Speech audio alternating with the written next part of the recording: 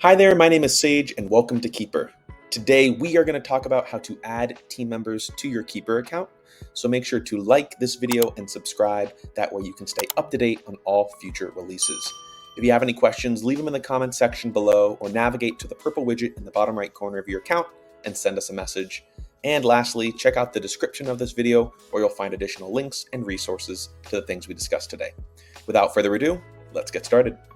The first place we're going to start is the practice settings. And if you recall, the practice settings are only visible if you are an admin in Keeper.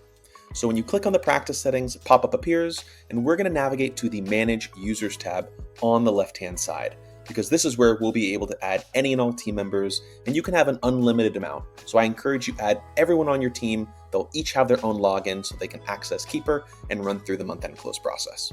Next, we're going to click on the purple Add User button on the right-hand side, and a pop-up appears.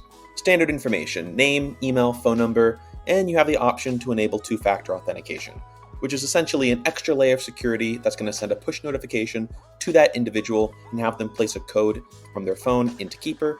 That way they can get into the account. It's optional, but an extra layer of security didn't hurt anybody.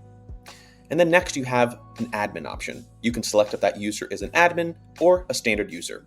An admin has access to management settings. They can also see all of the clients that you've connected onto Keeper, whereas a standard user can't see any of those practice settings, and they're limited to the clients that you've assigned them to. So you'll make that decision accordingly and toggle this either on or off. Once that's done, you'll save them, and there you go, you've added another team member to Keeper. Once you've added the rest of your team, you're well on your way. We're going to close out of this box, and the last thing I want to talk about is the user settings, which we can also find in the top right corner. Every team member will have access to this, and this is where we can edit our account information, like our name, email, phone number. We can enable and disable notifications about comments and assigned tasks, as well as enable reminders when clients send us questions. You can set this up right in that top right corner, close it out once you're done, and there you go. You have now not only added your entire team to Keeper, but all of the appropriate user settings are turned on, and you can dive in and run through some month-end closes. Thanks so much for taking the time to watch this video. If you have any questions, leave them in the comments section below or navigate to the purple widget and send us a message. You can also find our help center here if you want to do any research on articles about our features. Thanks again, and see you guys in the next one.